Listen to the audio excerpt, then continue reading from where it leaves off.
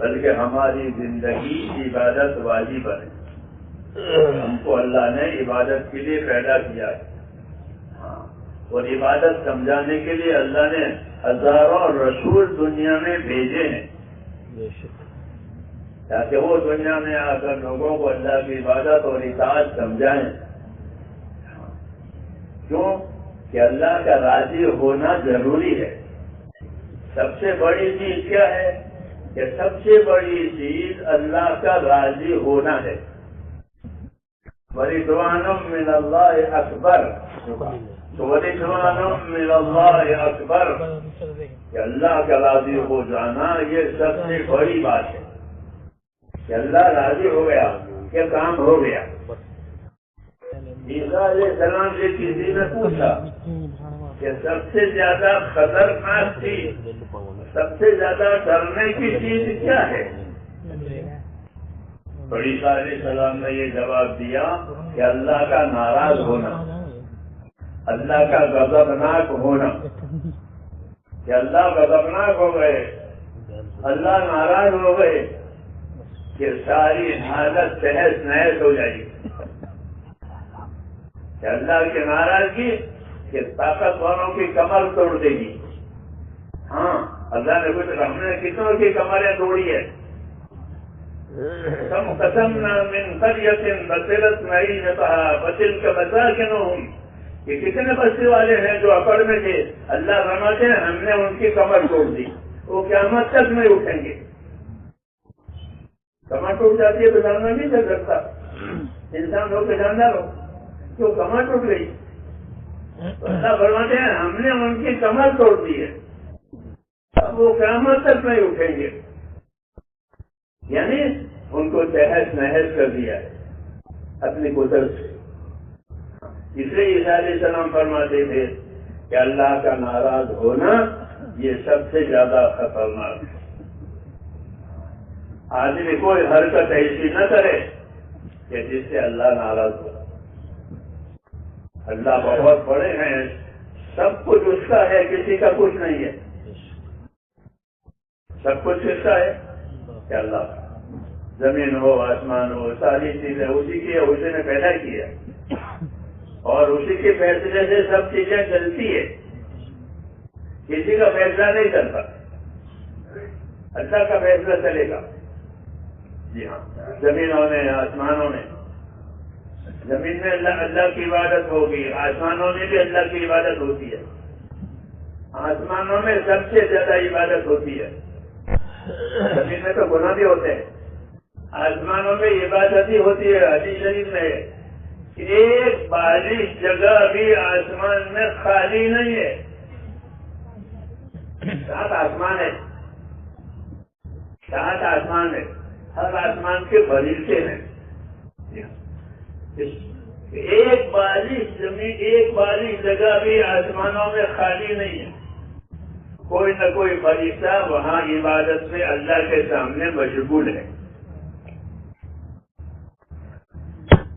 تو سب سے عبادت آسمانوں میں ہوتی ہے. وَهُوَ الَّذِي فِي السَّمَاءِ إِلَٰهٌ وَفِي الْأَرْضِ إِلَٰهٌ. یہ کہا کہ وَهُوَ الَّذِي فِي السَّمَاءِ إِلَٰهٌ وَفِي الْأَرْضِ إِلَٰهٌ. اللہ وہ ذات ہے جو آسمانوں میں بھی عبادت کے لائق ہے، آسمانوں میں وہی معبود ہے اور زمین میں بھی وہی معبود ہے. ایک ہی اللہ ہے، اسی کی عبادت کی جائے گی. اسی کی عبادت کے لیے جناتوں کو، انسانوں کو پیدا کیا ہے. جی ہاں، تو زندگی کا بڑا کام میرے دوستو یہ ہے کہ ہماری زندگی اللہ کی عبادت والی بنے. اسی کی دعوت ہے، اسی کی محنت ہے، اور کچھ لینا نہیں ہے دنیا والوں سے. اس محنت کے ذریعے سے، اس دعوت کے ذریعے سے کسی سے کچھ نہیں لینا ہے. حاکموں سے حکومت نہیں لینی، مالداروں سے مال نہیں لینا ہے، زمینداروں سے زمین نہیں لینی ہے، کسی سے کچھ نہیں لینا ہے. بلکہ ہم کو اللہ نے ایک کام کے لیے پیدا کیا ہے، وہ ہے عبادت. ہم اللہ کے عبادت گزار بندے بن جائیں. یہ مقصد ہے تبلیغ کا، اور یہ مقصد ہے دعوت کا کہ ہماری زندگی اللہ پر یقین والی اور اللہ کی عبادت والی بنے. اللہ پر یقین کہ جو ہوگا اللہ سے ہوگا, اللہ کے غیر سے کچھ نہیں ہوگا. موت ہو, حیات ہو, تندرستی ہو, بیماری ہو, محبت ہو, دشمنی ہو, جتنے حالات ہیں وہ سب اللہ پیدا کرے گا, کوئی کچھ نہیں کر سکتا. جو اللہ چاہے گا وہ ہوگا, جو نہیں چاہے گا وہ نہیں ہوگا. الا لہ الخلق والامر, فرمایا مخلوق بھی اس کی ہے, فیصلہ بھی اس کا ہے. مخلوق اللہ کی ہے, یہ سب پیدا کی اللہ نے, اور فیصلہ یہ فیصلہ بھی اللہ کا. اللہ کے مخلوق میں اللہ کا فیصلہ چلے گا, کسی کا نہیں چلے گا. اگر راحت کا فیصلہ کرے تو سب کو راحت مل جائے, مصیبت کا فیصلہ کرے تو سب پر مصیبت آ جائے. کسی کا نہیں چلے گا, اللہ کی چلے گی. یہ سمجھایا کہ سارے خزانے, ساری چابیاں وہ اللہ کے ہاتھ میں ہے. راحتوں کی ہو, مصیبتوں کی ہو, سب چیزیں کہ اللہ تعالیٰ کے قبضے میں ہے. کوئی چیز اللہ کی قدرت سے, قبضے سے باہر نہیں ہے. ایک پتا بھی گرتا ہے درخت سے تو اللہ کو معلوم ہے کہ فلاں درخت سے فلاں جنگل میں پتا گرا. فلاں اثر کو تو ورقۃ الا یعلمها, کوئی پتا کسی درخت سے گرتا ہے تو اللہ کو معلوم ہے. ایسا اللہ کا علم ہے, سب چیزیں جاننے والے. دوسری اللہ کی قدرت ہے کہ اللہ کی قدرت سب چیزوں پر ہے. جتنی چیزیں پیدا کی ہے وہ سب چیزیں قدرت کے نیچے ہے. ان تمام چیزوں سے وہ ہوگا جو اللہ چاہے گا. ہوا سے, پانی سے, آگ سے, زمین سے, مال سے, کہ وہ ہوگا جو اللہ چاہے گا. جو اللہ نہیں چاہے گا وہ نہیں ہوگا. یہ تعلیم دی ہے ہم کو, یہ تعلیم دی ہے کہ جو چیز جو اللہ چاہے گا وہ ہوگا, اللہ نہیں چاہے گا تو نہیں ہوگا. جب یہ سب چیزیں اللہ کے ہاتھ میں ہے تو کہ تم اپنا تعلق اللہ سے پیدا کرو.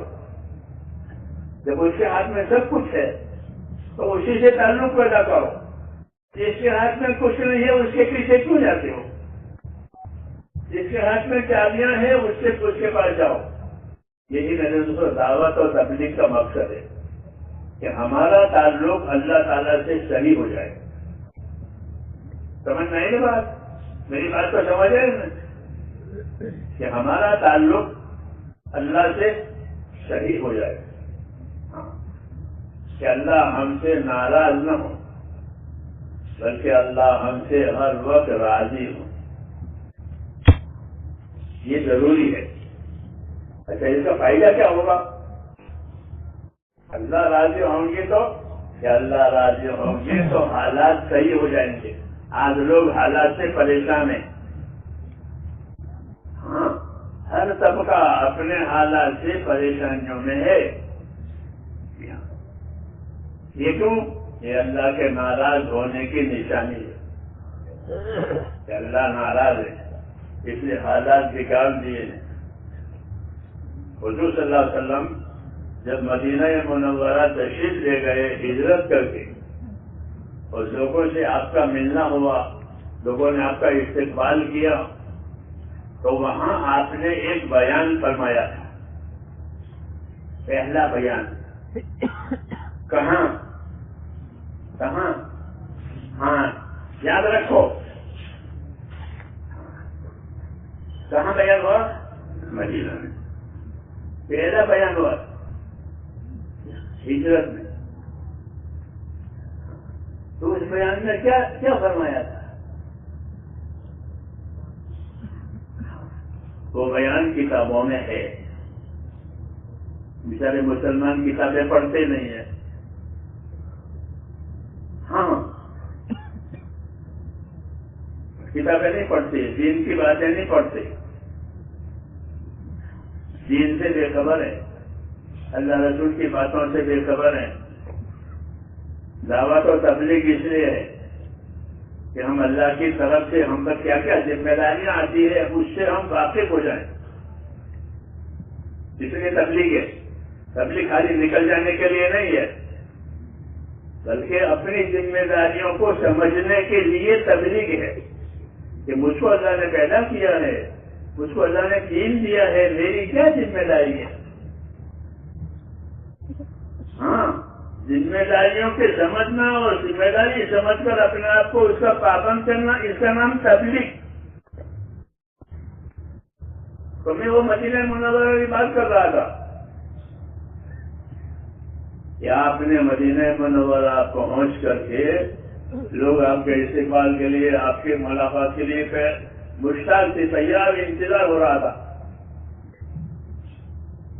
تو آپ کا وہاں پہنچنا ہوا, پھر آپ نے ان لوگوں سے باتیں کی. وہ پہلی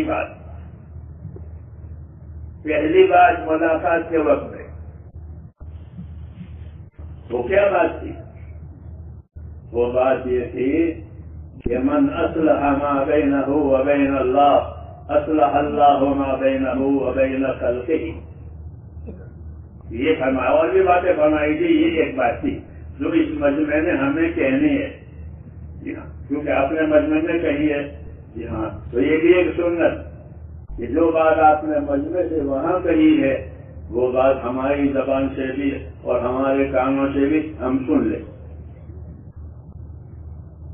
ہاں, ذمہ داری کی بات ہے. تو وہ بات یہ تھی کہ من اصلح ما بینہ و بین اللہ اصلح اللہ ما بینہ و بین خلقہ. حضرت رحمۃ اللہ علیہ نے حیات الصحابہ لکھی ہے. ہاں, اس میں بھی یہی بات ہے. کیا مطلب ہے اس کلام کا؟ اس میں رسول صلی اللہ علیہ وسلم نے رہبری فرمائی ہے ہماری. حالات سے لوگ پریشان ہوتے ہیں ہر زمانے میں, ہر طبقہ پریشان ہوتا ہے ہر زمانے میں. ہاں, تو اس کا کیا علاج ہے؟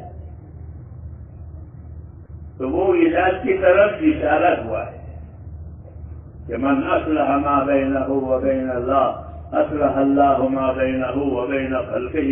کہ جو لوگ اپنا اور خدا کا معاملہ ٹھیک کر لیں گے تو اللہ ان کا اور دنیا والوں کا معاملہ ٹھیک کر دے گا. اس میں آسان بات ہے کہ جو لوگ اپنا اور خدا کا معاملہ ٹھیک کر لیں گے کہ اللہ ہم سے ناراض نہ ہو, بلکہ اللہ نے جو ذمہ داریاں ڈالی ہیں وہ ہمارے ہاتھ سے پوری ہو جائے. اچھا, اللہ نے زیادہ ذمہ داریاں نہیں ڈالی ہے, دین کو آسان کر کے دیا ہے. دین آسان کر کے دیا ہے, زیادہ مشکل نہیں ہے, کوئی مشکل نہیں, کوئی تنگی نہیں ہے اندر. لیکن دین کو سیکھنے کی ضرورت ہے. سیکھیں گے تو اس کی آسانی کا پتہ چلے گا, اور سیکھے نہیں تو بغیر سیکھے تو ہر کام مشکل ہے. بغیر سیکھے ہر کام مشکل. کیوں سیکھا ہی نہیں ہے, اور سیکھے تو ہر کام آسان. دین کا بھی یہی معاملہ ہے کہ دین کو سیکھو تاکہ دین آسان ہو جائے. آج لوگوں کو دین بھاری پڑ رہا ہے, مشکل پڑ رہا ہے. اس کی وجہ کیا ہے؟ کہ اس کی وجہ یہ ہے کہ اس کو سیکھا نہیں ہے. ہاں, جس کو سیکھنا سمجھنا, کیونکہ ہم کو اللہ تعالیٰ نے اس دنیا میں دین پر چلنے کے لیے پیدا کیا ہے. یاد رکھو, کیوں پیدا کیا ہے؟ کہ لوگ دین پر چلیں, عبادت کریں, دین پر چلیں. اس کے لیے اللہ نے ہم کو یہاں پیدا کیا ہے. وہ ہماری زندگی کا اصلی کام ہے. دوسرے نمبر پر ہے, یہ اصلی کام ہے کہ ہماری زندگی دینی بنے. ہاں, اور دینی بننے کا مطلب یہ ہے کہ ہم کو سب سے پہلے آخرت کی فکر پیدا ہو جائے. آج ہمارے دلوں میں سے آخرت کی فکر غائب ہے. ہاں, صحابہ کرام اپنے بارے میں یہ فرماتے تھے کہ انما ہممنا الآخرہ ولیست ہممنا الدنیا. کہ ہماری فکریں، ہمارے عزائم، ہمارے ارادے آخرت بنانے کے ہیں. آپ لوگوں سے ارادے کروائے نا، عزائم کروائے نا دین کے کام کرنے کے. تو وہ فرماتے ہم نے تو یہی سمجھا ہے رسول صلی اللہ علیہ وسلم سے کہ ہم کو اللہ نے آخرت کے لیے پیدا کیا ہے. بات سمجھ میں آ رہی ہے؟ ہم کو آخرت کے لیے پیدا کیا ہے. کہ اس کی کیا نشانی ہے کہ ہم آخرت کے لیے ہیں؟ اس کی کیا دلیل ہے کہ ہم آخرت کے لیے ہیں؟ تو ہم روز روز آخرت کی طرف جا رہے ہیں. کس طرف جا رہے ہیں؟ کس طرف جا رہے ہیں؟ کہ روز روز ہم آخرت کی طرف جا رہے ہیں. جیسے مسافر اپنے گھر کی طرف آ رہا ہو روز روز تو ایک دن گھر پر پہنچ جائے گا. اس کا اسٹیشن آ جائے گا، اس کی جگہ یہ اتر جائے گا، میری جگہ آ گئی. تو ایسے ہی ہر آدمی دنیا میں مسافر ہے. کہ کہاں کا مسافر ہے؟ کہ آخرت کا مسافر ہے. وہ روز روز آخرت کی طرف جا رہا ہے. ایک دن وقت آئے گا تو وہ اپنے آخرت میں اتر جائے گا. جیسے مسافر ریل میں آیا، ایک اس کا اسٹیشن آیا اتر گیا.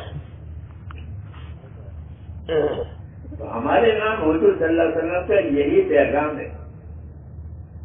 آپ نے ہم کو پیغام دیا ہے. پیغمبر ہے تو پیغام دیں گے، میسج دیں گے. پیغمبر ہے تو ہم کو پیغام دیا ہے.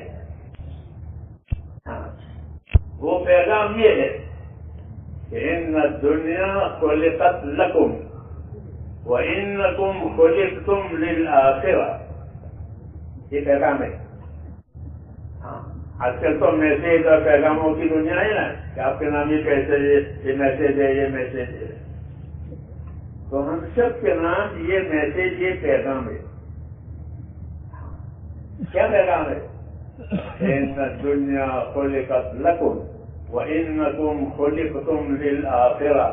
اللہ نے دنیا کو تو تمہارے لیے پیدا کیا. یہ نعمت ہے کہ اللہ نے دنیا ہمارے لیے پیدا کی ہے.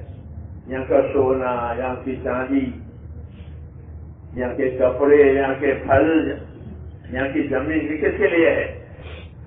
ہمارے لیے، انسانوں کے لیے، اور کسی کے لیے نہیں ہے. تو یہ بشارت ہے، یہ خوشخبری اور انعام کی بات ہے کہ اللہ نے دنیا کو تمہارے لیے پیدا کیا ہے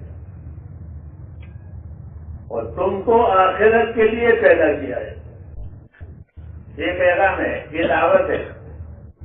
پہلے بشارت ہے، پھر دعوت ہے. پہلے بشارت اور خوشخبری دی ہے کہ دنیا کو تمہارے لیے پیدا کیا ہے. چنانچہ دنیا کی ہر چیز سے آدمی فائدہ اٹھاتا ہے. کوئی چیز منع کرتی ہے؟ کوئی چیز دنیا کی آپ کو منع کرتی ہے؟ آپ جانوروں سے فائدہ اٹھاؤ تو جانور انکار نہیں کرے گا، کرے گا. ہاتھی سے فائدہ اٹھاؤ، ہاتھی تیار. جی ہاں، آگ سے فائدہ اٹھاؤ تو آگ تیار. پانی سے فائدہ ہو، پانی تیار. سمندر میں سفر کرو تو سمندر بھی انکار نہیں کرے گا. ہوا میں سفر کرو تو ہوا بھی انکار نہیں کرے گی. زمین پر سفر کرو، زمین پر کام کرو، زمین بھی انکار نہیں کرے گی. ہاں، یہ نظام ہے اللہ تعالیٰ کا کہ دنیا کی کوئی بھی چیز آپ کے کام سے انکار نہیں کرے گی. میری بات سمجھتے ہیں؟ جی ہاں. لوگ سمندروں سے موتی نکالتے ہیں، مچھلی نکالتے ہیں، سمندروں میں تجارتیں کرتے ہیں. ہاں، پانی میں، ہواؤں میں سفر کرتے ہیں، کاروبار کرتے ہیں. تو دنیا کی نعمتوں سے ہم فائدہ اٹھا رہے ہیں. کیوں؟ کہ دنیا کی نعمتوں کو اللہ نے ہمارے لیے بنایا. یہ بشارت ہے، یہ بشارت ہے کہ تمہارے لیے بنایا ہے. ہر چیز بعض چیزوں کا فائدہ ہم کو معلوم ہے، بعض چیزوں کا فائدہ ہم کو معلوم نہیں ہے، مگر وہ سب بنی ہے ہمارے لیے. سمجھ نہیں بات؟ سب چیزیں ہمارے لیے بنی ہے. بعض چیزوں کا فائدہ معلوم ہے، بعض چیزوں سے فائدہ اٹھانا جانتے ہیں، اور بعض چیزوں سے فائدہ اٹھانا نہیں جانتے، مگر ہے وہ ہمارے لیے، کسی اور مخلوق کے لیے نہیں. یہ اللہ کا اعلان ہے کہ حضور صاحب نے ہم کو سمجھایا ہے کہ دنیا کی ساری نعمتیں، ساری چیزیں تمہارے واسطے پیدا کی اور ان کو پابند کیا ہے تمہاری خدمت کے لیے. یہ بات دنیا کی چیزوں کو تمہاری خدمت کے لیے پابند کر دیا. وَسَخَّرَ لَكُم مَّا فِي الْأَرْضِ جَمِيعًا، ایک آیت میں اس طرح ہے کہ وَسَخَّرَ لَكُم مَّا فِي الْأَرْضِ جَمِيعًا، کہ زمین کی تمام چیزوں کو تمہارے کام میں لگایا ہے. کوئی چیز تمہارے کام سے انکار نہیں کرے گی. زمین پر گھر بناؤ، گھر بن جائے گا. جی ہاں، سفر کرو، چلو، زمین انکار نہیں کرے گی. جی ہاں، یہ کہا کہ زمین کی چیزیں تمہارے کام میں لگائی. وَسَخَّرَ لَكُم مَّا فِي السَّمَاوَاتِ وَالْأَرْضِ جَمِيعًا، تو کیا تمہارے لیے زمین اور آسمان کی چیزیں تمہارے کام میں لگائی ہے. چاند اور سورج اور ستارے اور کون کون، یہ سب تمہارے کام میں ہے. تو یہ سب اللہ تعالیٰ کے انعامات ہیں، اکرام ہے جو ہمارے ساتھ ہے. اب سوال یہ پیدا ہوتا ہے کہ ساری چیزیں تو ہمارے لیے بنی ہے، ہم کس کام کے لیے بنے؟ ہم کس کام کے لیے بنے؟ ہم اس کام کے لیے کہ ساری چیزوں سے فائدہ اٹھے، روٹی کمائیں کھائیں، روٹی کما کے کھاؤ، پیٹ بھرو. یہ ایسا نہیں ہو سکتا کہ ساری چیزوں کو تو تمہارے کام میں لگائے اور تم کو نکمے بنائے، کھا پی کے پھرو. ایسا ہو نہیں سکتا. اللہ حکمت والا ہے، اللہ کی حکمت کے خلاف ہے. ہاں، اس لیے کہ ساری چیزوں کو تو تمہارے کام میں لگایا ہے، تمہارے پیدا کی ہے، اور اللہ نے تم کو اپنے لیے پیدا کیا ہے. یہ ہماری عزت ہے کہ اللہ نے ہم کو اپنے کام کے لیے، خدا کے کام کے لیے ہم پیدا ہوئے. ہاں، اللہ کے کام کے لیے ہم پیدا ہوئے، باقی چیزیں ہمارے کام کے لیے. یہ سمجھایا جاتا ہے کہ اللہ نے ہم کو اپنے کام کے لیے پیدا کیا ہے. اس لیے اللہ تعالیٰ نے قرآن کریم میں یہ بات واضح طور پر فرما دی کہ میں نے تمام جناتوں کو، تمام انسانوں کو میری عبادت کے لیے پیدا کیا ہے. عبادت کے لیے پیدا ہوئے ہیں. اللہ نے اپنی عبادت کے لیے ہم کو پیدا کیا ہے، باقی چیزوں کو ہماری خدمت کے لیے بنایا ہے. یہ احسان ہے اور اکرام بھی ہے کہ اللہ نے اپنے کام کے لیے ہم کو بنایا اور ہمارے کام کے لیے ساری چیزیں بنائی.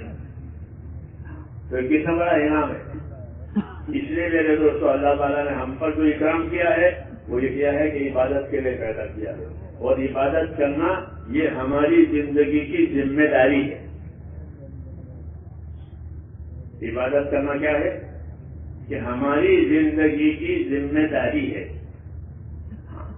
یہ دنیا جو اللہ نے پیدا کی ہے یہ ذمہ داریوں کے پورا کرنے کے لیے بنائی ہے.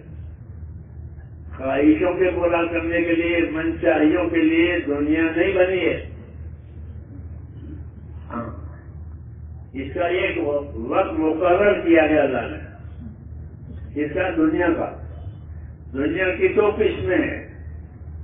ایک دنیا ہر آدمی کی ذاتی زندگی، یہ اس کی دنیا، پیدائش سے لے کر موت تک ہر آدمی کی، یہ اس کی دنیا. اور ایک پورے عالم کی، پورا عالم، تمام جنات، تمام انسان، یہ دنیا. دونوں کے لیے وقت مقرر ہے. ہمارے لیے وقت مقرر ہے کہ ہر آدمی اپنی موت تک رہے گا. جب موت آئی ختم ہو گیا. یہ انفرادی. اور ایک اجتماعی موت کہ تمام دنیا کو اللہ تعالیٰ ایک وقت ختم کریں گے. کوئی بچے گا نہیں. وہ اجتماعی موت ہے, یہ انفرادی موت ہے ہر آدمی کی. ہر آدمی کی انفرادی موت, اس کی انفرادی قیامت ہے. جو مرا اس کی قیامت قائم ہو گئی, جو مرا اس کی قیامت قائم ہو گئی. من مات فقد قامت قیامت ہو, جو مرا اس کی قیامت قائم ہو گئی انفرادی. اور اجتماعی قیامت آئے گی جب انفرادی دور ہو گئی. یہ اجتماعی ہے, سمجھ نہیں. اجل مسمہ کہتے ہیں مقررہ دو. ایک ہر آدمی کی ذاتی زندگی, اس کا ایک وقت مقرر ہے, اور ایک پورے عالم کی زندگی وہ اس کا وقت مقرر ہے. مطلب اس کی تاریخ اللہ نے کسی کو نہیں بتائی کہ قیامت کب آئے گی. تو وہ اللہ کے پاس ہے, اللہ ہی جانتا ہے, اللہ نے کسی کو ہرایا نہیں. تو یہ دو چیزیں ہیں, ہر آدمی کی موت اور دنیا کی موت. یہ اللہ کا فیصلہ ہے, یہ اللہ نے طے کیا ہے. یہ کیوں طے کیا ہے کہ اللہ تعالیٰ نے جو زندگیاں لوگوں کو جینے کے لیے دی ہے, ان زندگیوں میں انہوں نے کیا کیا کیا ہے, کیا کیا ذمہ داری پوری کی ہے, کیا کیا گناہ کیے ہیں, اس کا نتیجہ دکھانے کے لیے اللہ تعالیٰ نے یہ کیا کہ ہر آدمی کی موت پر اس کی ذاتی زندگی کا نتیجہ اس کے سامنے آ جائے گا. اس کی موت آئی کہ اس کے سامنے نتیجہ آئے گا. یہ انفرادی. اور جب قیامت آئے گی تو سارے انسانوں کی زندگیوں کا نتیجہ ان کے سامنے آ جائے گا. یوم تبلی السرائر, یہ قیامت کے دن وہ دن ہوگا کہ تمام چھپی چیزیں کھل جائیں گی. کس نے کیا کیا ہے؟ تو یہ دو وقت ہے, ایک اپنی ذاتی زندگی کی موت اور ایک قیامت کی. تو ان دونوں کی ہم کو اللہ نے خبر دی ہے تاکہ ہر آدمی اپنے نتیجے کے بارے میں فکر مند رہے کہ میری زندگی کا ایک نتیجہ آئے گا, موت آئے گی, اس میں مجھ کو اپنی زندگی کا حساب کتاب دینا ہے. اور اس کی جگہ ہوگی اس کی قبر. اس کی جگہ کیا ہوگی کہ اس کی قبر. اس کی قبر میں اس کے سامنے انفرادی طور پر آ جائے گا. یہ تو ہر آدمی کی انفرادی زندگی دیکھنے کے لیے کہ اس نے کیسی زندگی گزاری ہے, وہ ہے قبر کی زندگی. انفرادی اکیلا ہوگا اپنی قبر میں اور دیکھے گا. نماز ایک طرف ہے, اگر نماز ادا کی ہے تو کہ نماز کلمے والا ہے, ایمان والا ہے, تو کلمہ اس کے سر کی طرف ہوگا قبر میں. نماز سیدھے ہاتھ کی طرف ہوگی, روزہ دائیں طرف ہوگا. اس طرح جتنے بھی اعمال ہیں وہ سب اس کو قبر میں گھیریں گے, چاروں طرف ہو جائیں گے. کیوں؟ تاکہ اس پر اللہ کا عذاب نہ آئے, قبر کا عذاب نہ آئے. اس لیے اس کے اعمال اس کی حفاظت کریں گے. یہ حدیثوں میں بتایا گیا. اس لیے ہر آدمی کو اپنے قبر والی زندگی کی فکر کرنے کی دعوت ہی ہے. سمجھ میں آئے بات؟ اپنی دعوت یہ ہے کہ اپنے ایمان کو مضبوط کرو, اپنی عبادتوں کو صحیح کرو, لوگوں کے ساتھ کے تعلقات کو بھی صحیح کرو. ان سب چیزوں کو صحیح کر کے پھر جاؤ. یہی تبلیغ ہے. تبلیغ کا یہی مقصد ہے کہ ہمارا معاملہ اللہ تعالیٰ سے بھی صحیح ہو جائے اور اللہ کی مخلوق سے بھی صحیح ہو جائے. سمجھ میں آئی بات؟ دعوت کا مقصد صرف چلے ادا کرنا نہیں ہے, بلکہ چلوں کی محنت کے ذریعے سے اور دین کے کام کو سیکھ کر کے ہماری زندگی ایسی بنے کہ ہم اللہ کا حق ادا کرنے والے بھی بن جائیں اور اللہ کی مخلوق کا حق ادا کرنے والے بھی بن جائیں. یہ تبلیغ کا مقصد ہے. اس دنیا کو میرے بھائیوں اللہ نے حقوق ادا کرنے کی جگہ بنایا ہے کہ یہاں حقوق لوگوں پر آئیں گے. ماں باپ کے حقوق, پڑوسی کے حقوق, ایک دوسرے کے حقوق آتے ہیں. یہ دنیا حقوق ادا کرنے کی جگہ ہے اور آخرت بدلہ پانے کی جگہ ہے. سمجھ نہیں بات؟ تو جو حقوق ادا کر کے جائے گا اس کا جانا صحیح ہوگا اور وہ موت پر خوش ہو جائے گا. کیوں؟ سارے حقوق ادا, اللہ کا حق آیا وہ بھی ادا ہوا, رسول کا حق آیا وہ بھی ادا ہوا, قرآن شریف کا حق آیا وہ بھی ادا ہوا, پھر بندوں کے حقوق آئے وہ بھی ادا ہوا. تو اس کی زندگی بھی خوش اور اس کی موت بھی خوش، وہ اپنی موت پر خوش ہو جائے گا۔ دعوت اور تبلیغ اسی کے لیے ہے کہ ہم کو ان تمام چیزوں کے بارے میں معلومات ہو جائیں، ہم واقف ہو جائیں اور واقف ہو کر کے اس پر عمل کرنے والے بن جائیں۔ اس لیے لوگوں کو دعوت دیتے ہیں کہ 4 مہینے اللہ کے راستے میں نکلیں گے تو پتہ چلے گا کہ ہمارے اوپر کیا کیا حق ہے۔ ابھی تو اپنی ضرورت جانتے ہیں، راحت جانتے ہیں اور کچھ نہیں جانتے۔ کھانا ہے، کمانا ہے، کپڑے بنانا ہے، گھر بنانا ہے، وہ تو ٹھیک ہے، یہ تو ضرورت ہے، اور ضرورت کا تعلق موت تک ہے۔ ضرورت کا تعلق کہاں تک ہے؟ کہ موت تک۔ موت آئی تو تمام ضرورتوں کا مسئلہ ختم ہوگا، اب کوئی ضرورتیں نہیں، ختم۔ لیکن جو چیز ختم نہیں ہوگی وہ تو موت کے بعد ظاہر ہوگی۔ جو چیز موت کے بعد ظاہر ہوگی وہ ختم نہیں ہوگی۔ جی ہاں، اس لیے ہر آدمی کو پابند کیا گیا ہے کہ وہ اپنی موت کے بعد آنے والی زندگی کے بارے میں فکر کرے۔ وَلْتَنْظُرْ نَفْسٌ مَا قَدَّمَتْ لِغَدٍ، وَلْتَنْظُرْ نَفْسٌ مَا قَدَّمَتْ لِغَدٍ۔ ہر آدمی سوچا کرے کہ میں نے آنے والی زندگی کے لیے کیا تیاری کی ہے۔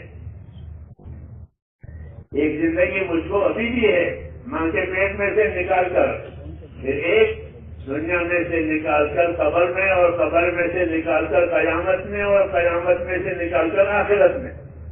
یہ زندگی بہت لمبی ہوگی۔ موت سے لے کر قیامت تک کا زمانہ بہت لمبا ہے۔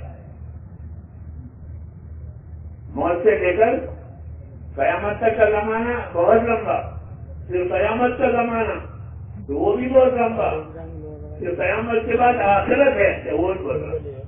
لیکن لوگ آج اس کو بھول گئے ہیں۔ کیا ہو گیا؟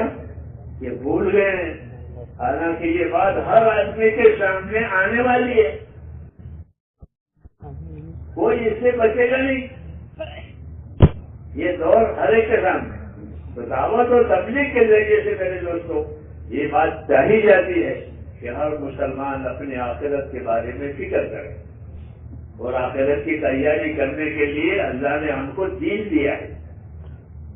کیا دیا ہے؟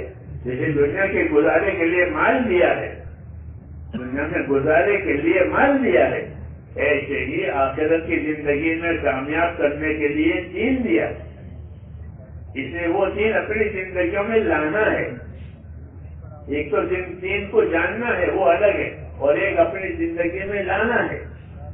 یہ دین ہماری زندگیوں میں آئے، جس طرح دوا اندر جائے، بدن میں جائے تو وہ فائدہ دے گی، اور باہر ہے وہ تو فائدہ نہیں مانگے۔ یہ دوا اس کام کے لیے، دوا اس کام کے لیے، یہ تو ہے، لیکن وہ جب اندر جائے گی تو وہ نفع دے گی۔ آنکھ کی دوا آنکھ کو نفع دے گی، پیٹ کی دوا پیٹ کو دوا۔ اسی طرح میرے بھائیوں یہ چاہا جا کہ دین ہماری زندگیوں میں آئے تو پھر وہ دین ہم کو فائدہ دے گا، اور دین باہر ہے تو جسے دوا باہر ہے تو دوا باہر ہے تو کیا فائدہ ہوگا؟ اور دوا آنکھ کی دوا آنکھ میں گئی، آنکھ ٹھیک ہو جائے گی۔ اس لیے مولانا یوسف صاحب رحمۃ اللہ علیہ ایک مثال دیکھیں گے کہ جس طرح دواؤں کا اندر جانا ضروری ہے فائدہ حاصل ہونے کے لیے، ایسے دین کا زندگیوں میں آنا ضروری ہے۔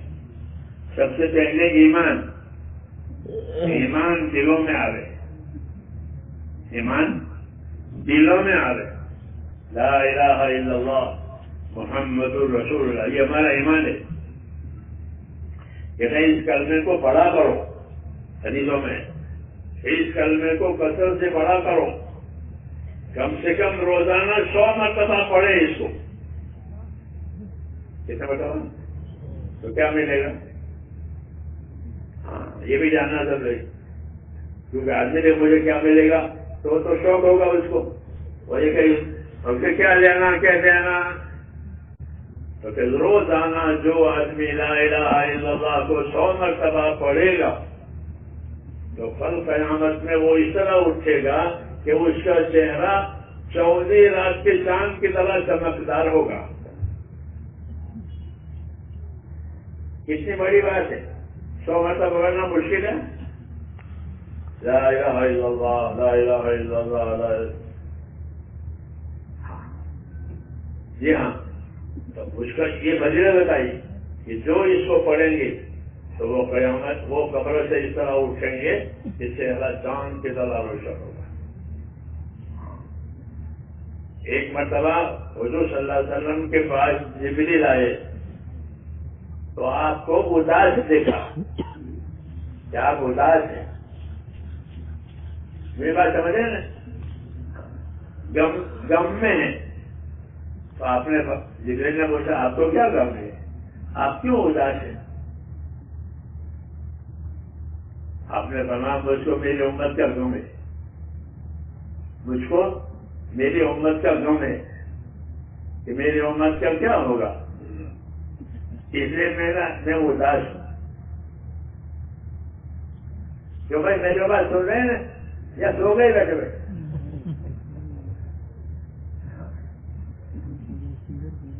یہ ہماری باتیں جو ہے نا ساتھی باتیں کرتے ہیں نا، یہ سبق ہے.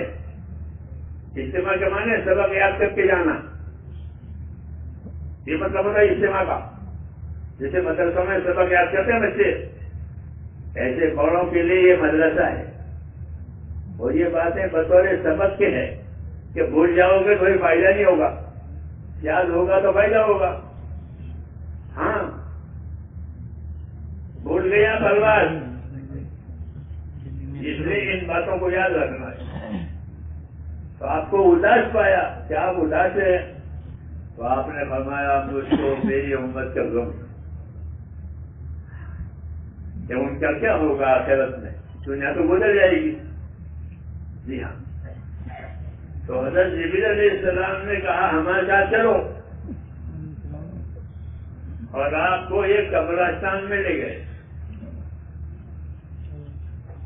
ایک قبر پر جا کر جبریل نے کہا کہ اٹھ جا اللہ کے حکم سے. تو موسیٰ نکلا قبر میں سے، کالا چہرے والا، ہائے ہائے کرتا ہوا. ایک آپ کو واپس چلا جا، تو واپس چلا گیا. پھر دوسری قبر پر اس طرح کیا کہ اٹھ جا اللہ کے حکم سے. تو واپس وہ روشن چہرے والا اور پڑھا لا الہ الا اللہ. یہ دکھایا سمجھ نہیں نا بات. اور دیکھا کر جو کہا کہ دیکھ لے آپ نے ان کو. پھر فرمایا جو جس حالت میں زندگی گزارے گا اس حالت میں مرے گا.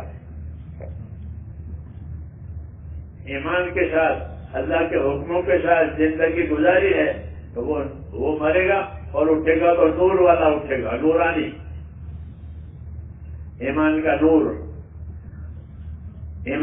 نور، عبادت کا نور. جی ہاں، یہ اس کی زندگی میں ہوگا. جی ہاں، اور یہ نہیں ہے تو پھر کالا ہوگا. بس یہ لوگ جیسی زندگی گزاریں گے ویسے اٹھیں گے.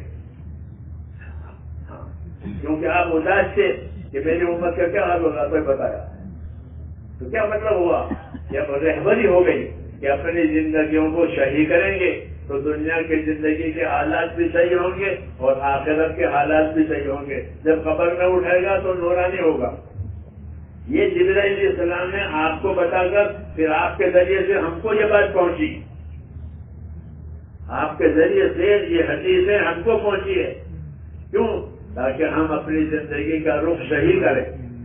حضرت عمر رضی اللہ تعالیٰ عنہ لوگوں سے یہ کہتے تھے کہ یاد رکھو جیسی زندگی گزارو گے ویسے مرو گے.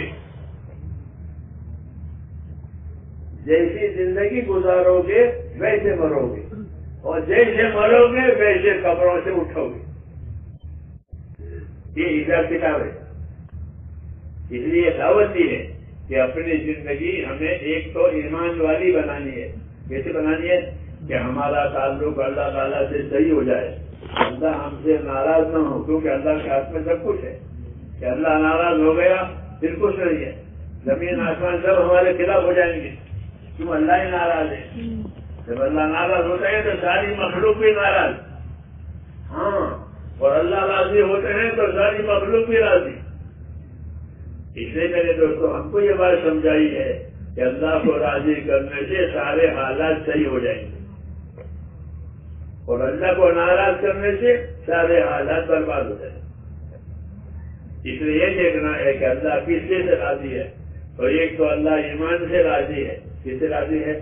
اپنے ایمان کو مضبوط کرو، اللہ کے تعلق مضبوط کرو، اللہ کے راستے میں نکلنے کی وجہ سے اور اللہ کے دین کی محنت کی وجہ سے ایمان مضبوط ہوگا۔ یاد رکھو یہ بات، اگر اپنے بال بچوں میں کھانے کمانے نہ رہے تو یہ ایمان کمزور ہو جائے گا۔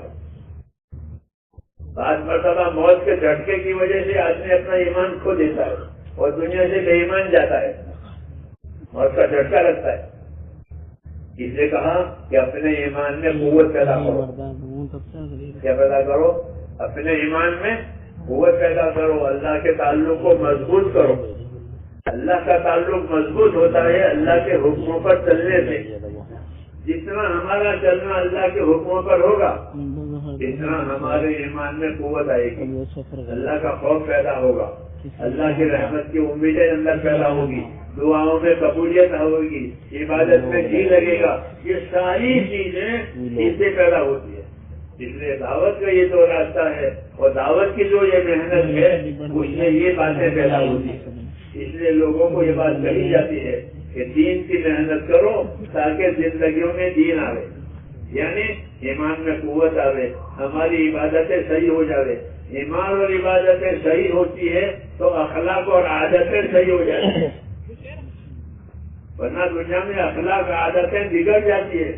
یہاں لوگ اس جن کی عادتوں سے پریشان ہوتے ہیں، ماں باپ بھی پریشان ہوتے ہیں، اور جب دین کے راستے پر آئے گا، ایمان میں اعمال میں ترقی کرے گا تو اللہ اس کی اخلاق کو بھی ٹھیک کریں گے، عادتیں بھی ٹھیک ہو، نیتیں بھی ٹھیک ہو جائے گی۔ ساری چیزوں کی بہتری اللہ نے اپنے دین میں اور دین کی محنت میں رکھی ہے، یہ یاد رکھو۔ ساری خیر اللہ نے دین میں رکھی ہے اور دین کی محنت میں رکھی ہے۔ جیسے کھیتی کے لیے کھیتی کی محنت، تجارت کے لیے تجارت کی محنت، مزدوری کی محنت، ایسے دین کے لیے دین کی محنت۔ کہ دین کی محنت نہیں ہوگی تو دین کا نفع نہیں سامنے آئے گا۔ یہ کوئی زمین پر محنت نہ کرے تو زمین سے کیا لے گا؟ تجارت پر محنت نہ کرے تو تجارت سے کچھ نہیں ملے گا۔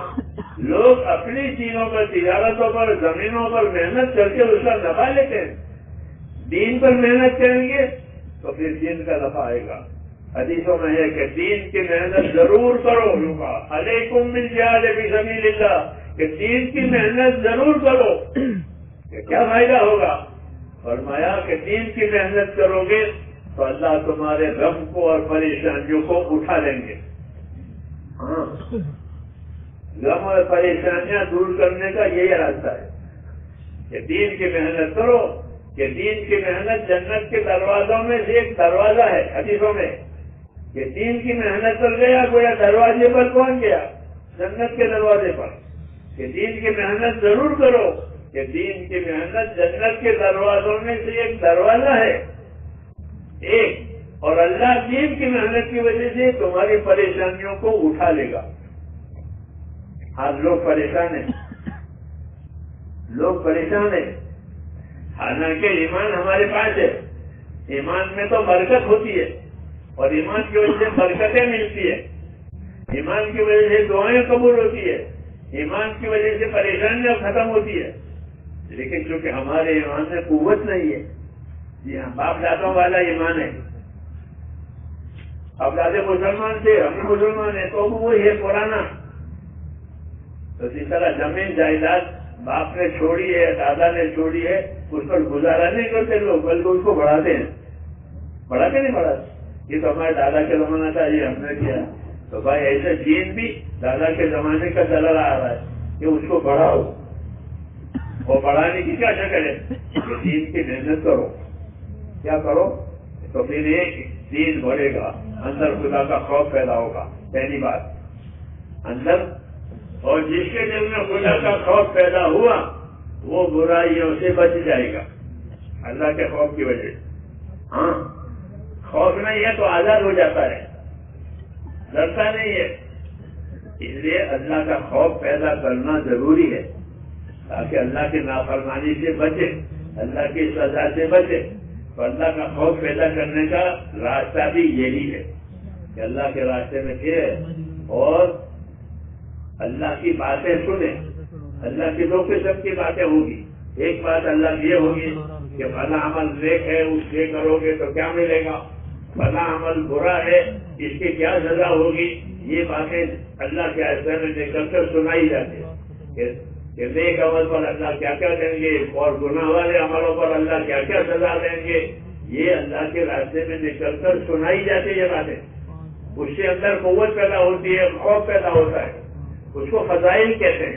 کیا کہتے ہیں کہ اللہ کے راستے میں نکل کر فضائل کو سنو کہ نماز چھوڑنے کا کیا وبال ہے اور نماز ادا کرنے کی کیا برکت ہے.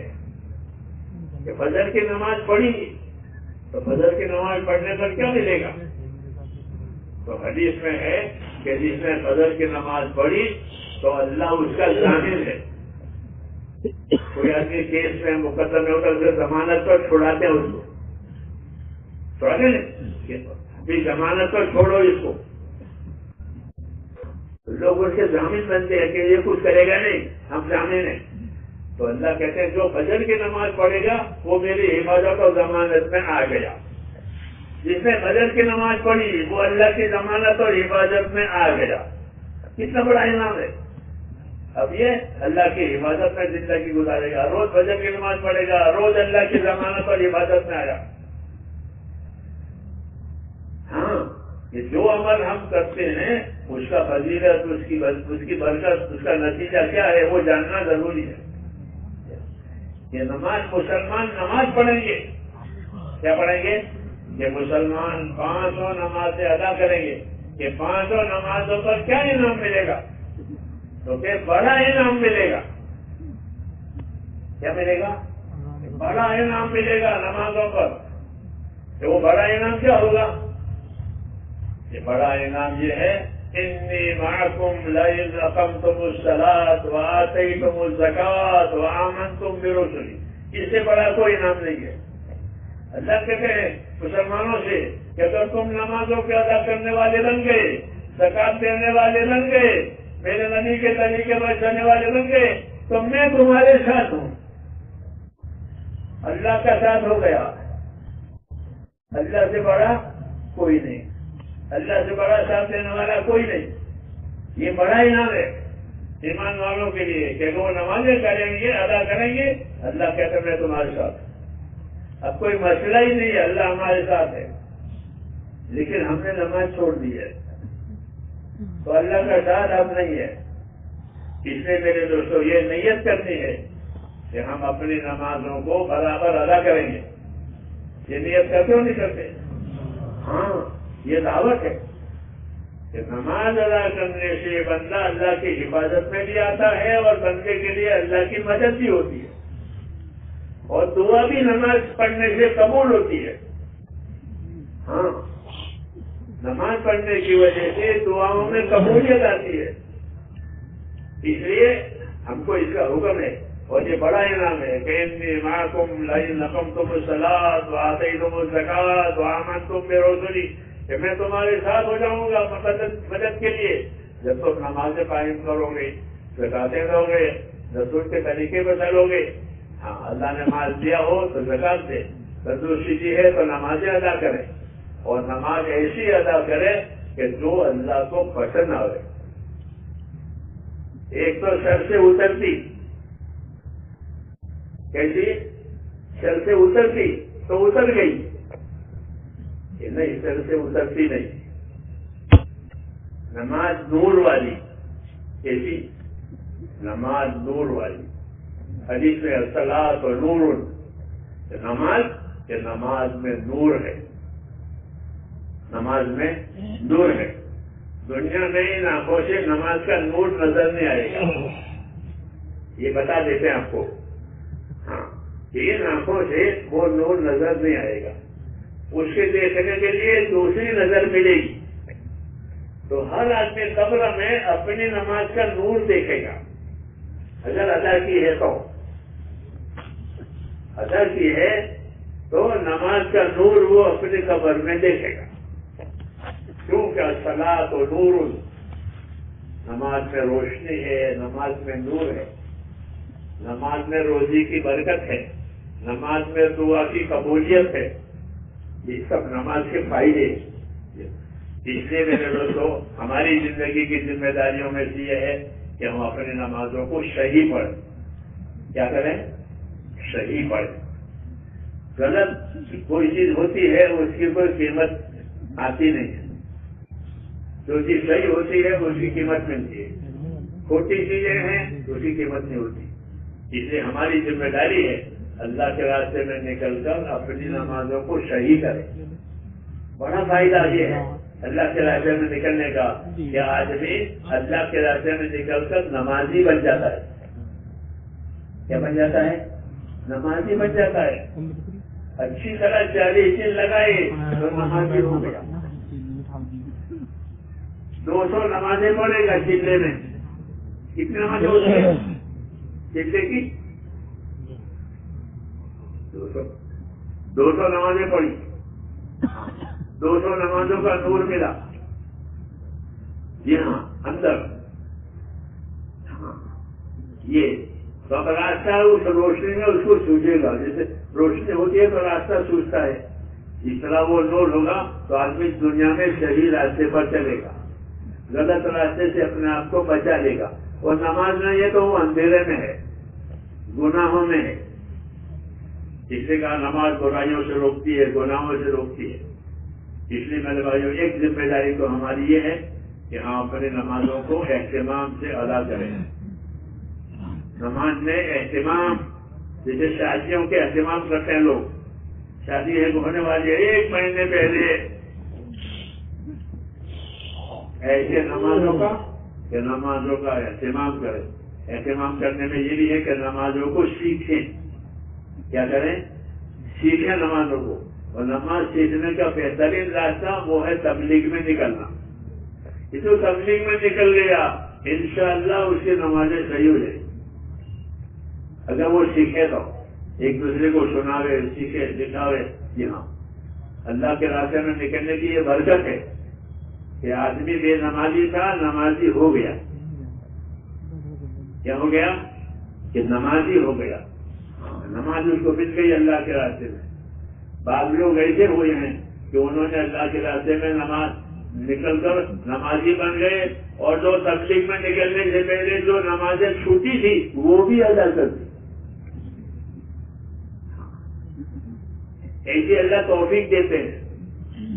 ہمارے قریب میں ایک جگہ ہے، وہ ایک شادی، تو جماعتوں میں نکلا، ہومورک لگایا باہر، مرتے وقت اپنے بھائی سے یوں کہا کہ ایک بہت بڑا مسئلہ تھا اور بڑی مشکل تھی، وہ آسان ہو گئی۔ کہ وہ کیا؟ کہ میرے ذمہ نمازیں باقی تھی۔ کتنی نمازیں؟ کہ 20 سال کی۔ کتنے؟ 20 برس کی نمازیں نہیں پڑھی۔ اب تبلیغ میں اگر پتا چلا کہ 20 سال کی نمازیں کھوئی ہے،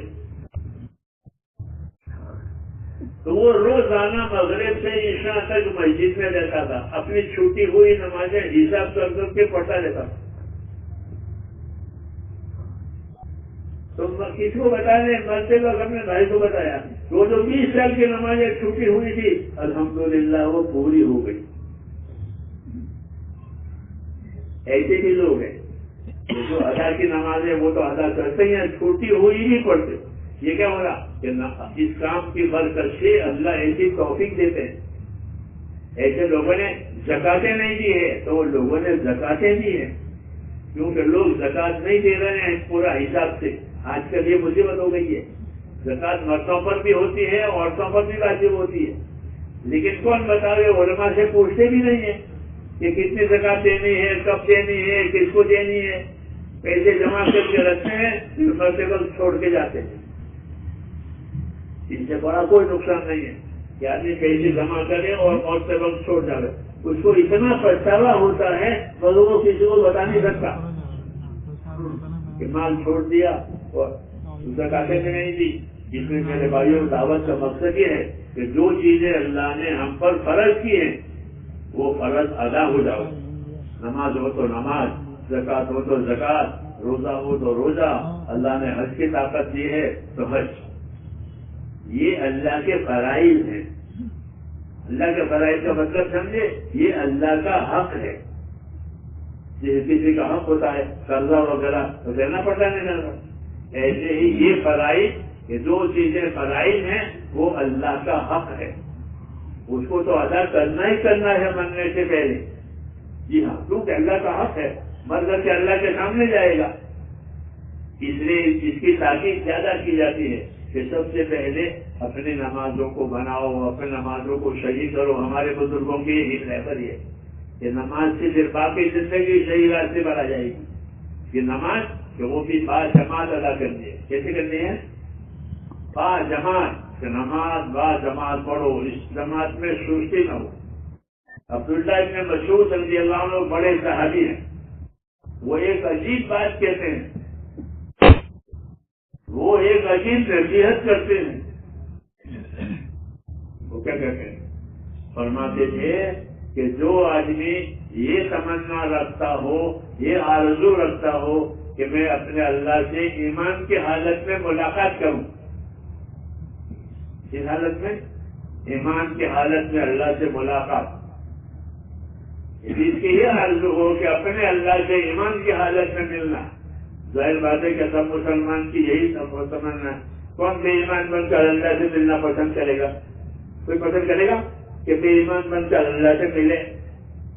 تو جو آدمی ایمان کی حالت میں اللہ تعالیٰ سے ملنے کی تمنا رکھتا ہو تو اس کو چاہیے کہ اپنی نمازوں کو مسجدوں میں جا کر با جماعت ادا کرے. ابن مسعود کی یہ بڑی بات ہے کہ اللہ سے ایمان کی حالت میں ملاقات کرنا ہے تو اس کا یہ راستہ ہے. ظاہر بات ہے کہ ہر مسلمان یہ چاہے گا کہ اللہ سے ایمان کے ساتھ ملے، بے ایمانی کے ساتھ اللہ ملنا، اللہ کو ملنا تو کوئی بات ہے؟ تو اللہ سے اگر ایمان کے ساتھ ملنا چاہتے ہو تو فرمایا مسجدوں میں جا کر نمازوں کو با جماعت ادا کرو. با جماعت نماز ادا کرنے کا اثر یہ ہوگا کہ مرتے وقت ایمان نصیب ہوگا اور ایمان کی حالت میں اللہ سے ملاقات کرے گا. یہ اس کی اہمیت بتائی ہے. اور پھر آگے فرماتے ہیں کہ تمہیں یہ بات معلوم ہونا چاہیے، لوگوں سے کہ تمہیں یہ بات معلوم ہونی چاہیے کہ اللہ نے تمہارے لیے تمہارے نبی کی سنتیں بتائی ہے. نبی کے طریقے، سنت طریقے، اور با جماعت نماز ادا کرنا یہ نبی کی سنت ہے. با جماعت نماز ادا کرنا یہ سنت ہے. بے جماعت نماز پڑھنا سنت کے خلاف ہے، بغیر عذر کے. کوئی عذر نہیں ہے جماعت چھوڑ دیں، یہ سنت کے خلاف ہے. اور با جماعت نماز ادا کرنا یہ نبی کی سنت ہے. پھر فرمایا کہ نبی کی سنت کو چھوڑو گے تو گمراہ ہو جاؤ گے. یہ ابن مسعود کی ایک بڑی بات ہے. وہ لوگوں کو نصیحت کرتے ہیں کہ اللہ سے ایمان کی حالت میں ملنے کا شوق ہو تو اپنے نمازوں کے پابند بنو. اور جس طرح نمازوں کی پابندی ضروری ہے ایسا نمازوں کو صحیح سیکھ کر ادا کرنا بھی ضروری ہے. جو غلط نماز پڑھی ہے تو آپ پڑھتے ہو نا فضائل میں کہ غلط نماز پڑھیے تو منہ پر مارتے، ہاں، اور صحیح پڑھیے تو وہ نور بن کر اوپر جاتی ہے. اور نمازی کو دعا دیتی ہے وہ نماز کہ اللہ تیرا بھلا کرے، تو نے مجھے سنبھالا، اللہ تجھے سنبھالے. تو نمازیں دعا دیتی ہے. یہ فضائل میں ہے. اس لیے میرے بھائیوں ایک ذمہ داری ہماری بڑی ہے کہ ایمان کا کلمہ بھی پڑھتے رہیں اور نمازوں کا اہتمام بھی کرتے رہیں کہ نماز پوری زندگی پر اثر ڈالے گی. ہاں، پوری زندگی نماز کی وجہ سے صاف ہو جائے گی. بلکہ نماز اگر صحیح ہوئی تو مال کا خرچ کرنا بھی زندگی میں صحیح ہو جائے گا. علماء نے لکھا ہے کتابوں میں کہ جس کی نمازیں صحیح ہو جائیں گی اس کا مال کا خرچ کرنا بھی صحیح ہو جائے گا. وہ مال فضول نہیں اڑائے گا، اپنے مال کو فضول نہیں اڑائے گا. ہاں، اگر نماز صحیح ہوئی ہے تو بلکہ وہ اپنے مال کو حقوق ادا کرنے میں لگائے گا. کہ مال سے اللہ نے مال پر جو جو حقوق قائم کیے ہیں اس مال سے وہ حقوق ادا کرے گا. مال خرچ کرنے کے بجائے کمائے گا نمازوں کی وجہ سے. اس لیے نمازوں کو اپنی زندگی میں لانا، جی ہاں، یہ زندگی کی بڑی ذمہ داری ہے. کلمہ نماز. دوسرا کہ اللہ تعالیٰ نے ہماری زندگی بنائی ہے مسلمانوں کی، کہ مسلمانوں کی زندگی کیسی ہونی چاہیے، کہ مسلمانوں کی زندگی بھائی والی ہونی چاہیے. وہ ایک دوسرے کے بھائی ہیں. اس لیے انصاف سے زندگی گزارو، یہ حکم ہے. کونوا قوامین بالقسط، کہ انصاف کے ساتھ ہمیشہ قائم رہو. انصاف کے ساتھ قائم رہنے کا کیا مطلب ہے؟ کہ جو چیز اپنے لیے پسند کرو وہی دوسرے کے لیے پسند کرو. جو چیز اپنے لیے ناپسند کرو وہ دوسروں کے لیے ناپسند کرو. اس کو انصاف کہتے ہیں. گالی کھانا پسند کرتے ہو؟ نہیں. تو پھر گالی دینا کیسا پسند ہے؟ دوسروں کو گالی دی. انصاف ہے کہ جو چیز اپنے لیے پسند کرو وہ دوسروں کے لیے پسند کرو. ہاں، جو چیز اپنے لیے ناپسند کرو دوسروں کے ناپسند. اس سے زندگیوں میں انصاف آئے گا. کیا آئے گا؟ انصاف. یہ بات میں اپنے لیے پسند نہیں کرتا، دوسروں کے لیے کیسے پسند کرتا. دودھ، پانی ملا ہوا دودھ پسند کرو گے یا خالی دودھ پسند کرو گے؟ یا خالی دودھ پسند کریں گے. جب پانی میں لاؤ تو اپنا لیے پسند نہیں کرتے تو دوسروں کے لیے پانی ڈال کے دودھ دینا کیسے پسند کرو؟ یہ فائدہ بتایا کہ جو چیز اپنے ناپسند کرو وہ دوسروں کے ناپسند. جو چیز اپنے لیے پسند کرو اس سے سارے معاملات صاف ہو جائیں گے، انصاف قائم ہو جائے گا. یہ دعوت اور تبلیغ میں یہ بھی ہے کہ جو چیز اپنے لیے پسند کرو وہی اپنے بھائی کے لیے پسند کرو. جو چیز اپنے لیے ناپسند کرو دوسروں کے لیے بھی ناپسند کرو. ایسے بنو انصاف والے. اللہ نے قرآن پاک میں انصاف سے رہنے کا حکم دیا ہے کہ کونوا قوامین بالقسط. ہاں، انصاف کے ساتھ برابر قائم رہو. جو اپنے لیے پسند کرو وہ دوسروں کے لیے پسند کرو. جو اپنے ناپسند کرو دوسروں ناپسند کرو. تو یہ باتیں میرے دوستوں اپنی زندگی میں پیدا کرنی ہے. تو گھر بیٹھے پیدا ہو جائے گی. گھر بیٹھے تو روزی بھی نہیں ملتی. روزی کمانے کے لیے بازار میں جاتے ہیں، روزی کمانے کے لیے ملکوں میں جاتے ہیں. ہاں، روزی روٹی کے لیے دفتروں میں جاتے ہیں، نوکریاں کرتے ہیں. یہ روزی